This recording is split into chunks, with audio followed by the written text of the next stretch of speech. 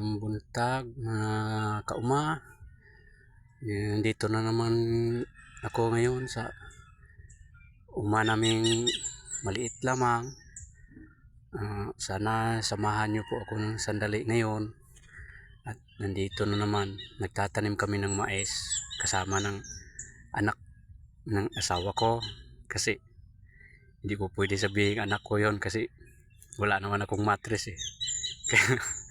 Kaya anak ng asawa ko yan eh. Kasama ko ngayon magtatanim ng mais. Sana po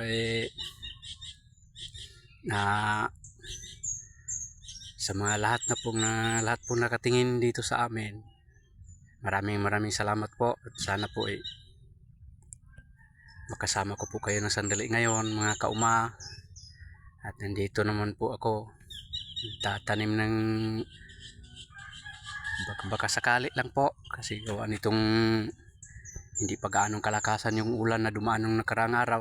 Dito na naman inaabang ko lang talaga ito, tinatanim ko na lang kahit medyo di gaanong basa yung lupa.